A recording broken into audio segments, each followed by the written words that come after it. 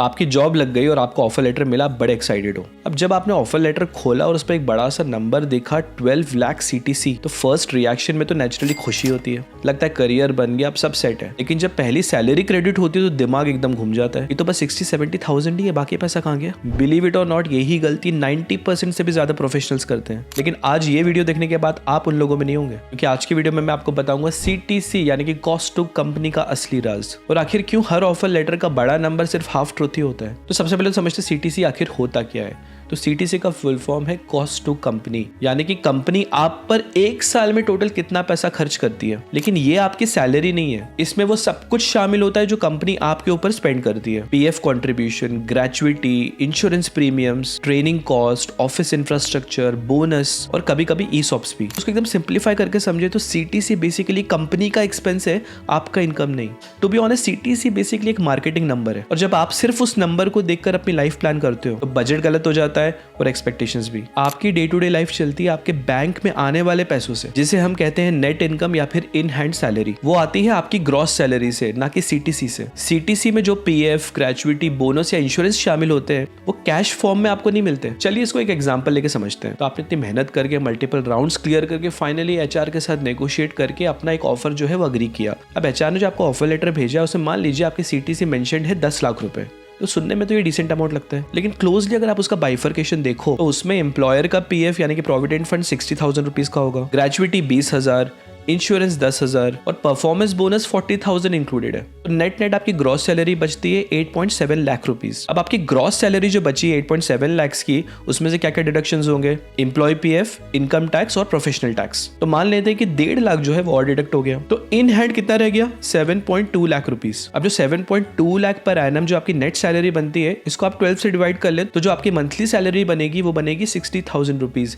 मतलब this is the amount that is going to hit your bank account every single month. तो 10 लाख का CTC देख के अगर आपने ये कैलकुलेशन लगाया है कि आपका मंथली टेक होम 83,000 होगा, then you are mistaken. You have to go through the nitty-gritty of your offer letter और आपको एग्जैक्टली देखना होगा कि आपके CTC का एग्जैक्ट बाइफर्केशन क्या मेंशन्ड है, क्योंकि एग्जैक्टली यही होता है CTC का इल्यूजन। आखिर आपको आपके सैलरी स्लिप या पे स्लिप को समझना क्यों जरूरी है? सैलरी स्लिप या पे स्लिप बेसिकली आपके पैसे का एक्सरे है। उसमें एग्जैक्टली लिखा होता है कि कौन सा कॉम्पोनेंट टैक्सेबल है, कौन सा नॉन टैक्सेबल है। सबसे पहले बेसिक सैलरी। रिमेंबर, आपकी बेसिक सैलरी पूरी तरह 100% टैक्सेबल होती है। यूजुअली ग्रॉस का 30 to 40% is what your base salary is. तो जितना ज्यादा बेसिक कंपोनेंट होगा आपकी सैलरी में, उतना ही ज्यादा आप टैक्स भी पे करोगे। फिर आता है HRA यानी कि हाउस रेंट अलाउंस। अगर आप रेंट पे रहते हो and you are still under the old tax regime, तो आप HRA क्लेम करके थोड़ा अपना टैक्स बचा सकते हो। Having said that, going forward more or less सब लोग न्यू टैक्स रिजीम में ही जाने वाले, तो HRA के जो बेनिफिट्स मिलते हैं शायद गोइंग फॉरवर्ड आपको ना मिले। तो HRA का रूल काफी सिंपल है, ये 3 नंबर्स में से जो भी लीस्ट होगा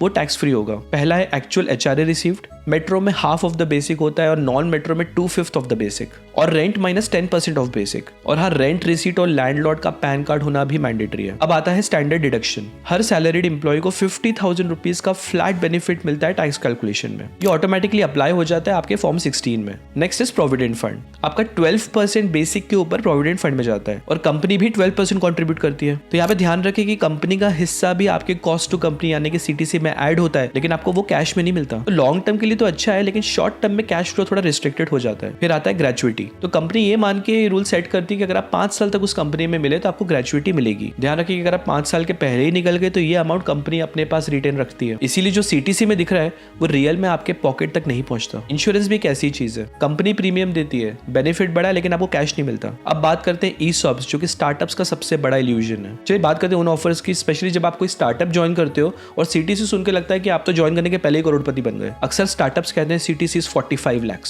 पर उसमें 20 लाख के ESOPs होते हैं। तो ये नंबर साइकोलॉजिकली आपके ऊपर प्ले करता है, क्योंकि सुनने में बड़ा नंबर लगता है, बट कैश कंपोनेंट इसमें 0 होता है। Of course if that company does well, और लॉन्ग टर्म में जब आप उन ESOPs को कैश आउट करोगे, then you can actually become करोड़पति। देखिए, ESOP का मतलब है कि आपको एक ऑप्शन कंपनी देती है कि आप फ्यूचर में वो कंपनी के शेयर्स को बाय कर सकते हो। लेकिन ध्यान रखिए कि ऑप्शन तभी काम का है जब कंपनी भी साथ साथ ग्रो करे और आप लॉन्ग टर्म उस कंपनी का पार्ट बने रहे। ESOPs के केस में आप 3 रूल्स को याद रखिए। सबसे पहला होता है क्लिफ पीरियड। यूजुअली 1 साल का क्लिफ पीरियड होता है, यानी कि अगर आप 1 साल के पहले वो कंपनी को छोड़ देते हो तो ESOPs आपको नहीं मिलेंगे। दूसरा होता है vesting period. This also depends from company to company, पर यूजुअली 4 साल का वेस्टिंग पीरियड काफी स्टैंडर्ड है। इसका इसका मतलब हर साल 25% का अनलॉक। और तीसरा होता है एक्सरसाइज पीरियड। तो मान लेते हैं आपने कोई कंपनी ज्वाइन करी, आपको ईसॉप्स मिल जाते हैं, आपने आपका क्लिफ पीरियड यानी कि 1 साल का जो पीरियड है वो निकाल दिया।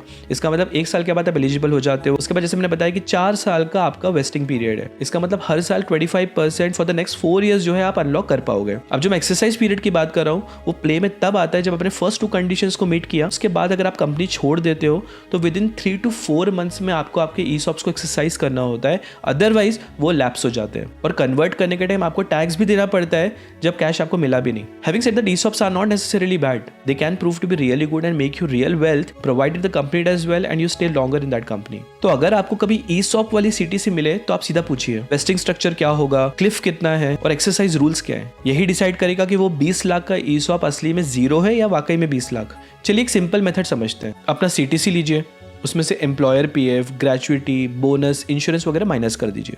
जो भी अमाउंट बचा वो आपका ग्रॉस सैलरी। उसके बाद ग्रॉस सैलरी में से आप आपका एम्प्लॉय पीएफ और इनकम टैक्स काट दीजिए। जो भी आएगा वो आपका नेट इन हैंड एस्टिमेट है और इसी अमाउंट को आपको बेस बनाना होगा आपके ईएमआईज, आपके इन्वेस्टमेंट और आपके बजट के लिए। अगर वो अमाउंट 50,000 निकल के आ रहा है तो आपके ईएमआईज 12 से 15,000 से ज्यादा नहीं होने चाहिए। इमरजेंसी फंड्स आप 6 महीने का बनाइए and goes without saying SIP जितनी जल्दी हो सके उतनी जल्दी स्टार्ट करिए, इवन विद स्मॉल अमाउंट से ज्यादा डिसिप्लिन रखना जरूरी है। और जो भी आपको एनुअल बोनस मिलता है, क्वार्टरली, बाई एनुअली जो भी मिलता है, आप उसे लग्जरी के लिए नहीं बल्कि अपने लायबिलिटी रिडक्शन के लिए यूज करें। तो नेक्स्ट टाइम जब भी आप अपने एचआर से ऑफर नेगोशिएट कर रहे हो तो आप सिर्फ सीटीसी सुन के एक्सेप्ट मत करिए, आप उनसे रिस्पेक्टफुली पूछिए कि प्लीज मुझे आप मंथली इन हैंड या मंथली टेक होम सैलरी बताइए आफ्टर ऑल डिडक्शंस। उनसे बोलिए कि मुझे मेरे सीटीसी का एग्जैक्ट ब्रेकडाउन चाहिए, HRA, special allowance, gratuity, insurance slab, सबका एग्जैक्ट डिटेल ब्रेकडाउन लीजिए। अक्सर सीटीसी में वेरिएबल कंपोनेंट भी होता है तो उनसे पूछिए कि वेरिएबल कंपोनेंट कितना है और उसकी फ्रीक्वेंसी क्या है। साथ ही साथ ग्रेचुइटी के अराउंड एलिजिबिलिटी क्राइटेरिया भी पूछिए। अगर कंपनी ऑनेस्ट है, क्लियर है तो आपको ट्रांसपेरेंसी से सब कुछ बताएगी और अगर क्लैरिटी नहीं मिल रही है तो समझ जाइए कि रेड फ्लैग्स है। अब जब आपको सीटीसी और इन हैंड के बीच का डिफरेंस समझ में आ गया है तो अपने लाइफ डिसीजंस भी रियल नंबर्स पे बनाइए। तो बजट अपनी सीटीसी पे नहीं बल्कि इन हैंड सैलरी पे बनाइए। EMI, school fees, rent, travel, groceries, utilities, इन सबका एक्चुअल कैश फ्लो के हिसाब से बजट बनाइए। और जब इंक्रीमेंट मिले तो अपना लाइफस्टाइल नहीं बल्कि सैलरी रेट बढ़ाइए। फर्स्ट सैलरी स्लिप अक्सर हमको शॉक देती है पर यही शॉक हमको फाइनेंशियली मैच्योर भी बनाता है। सो बस ध्यान रखें कि सीटीसी बस एक एडवर्टाइजमेंट है,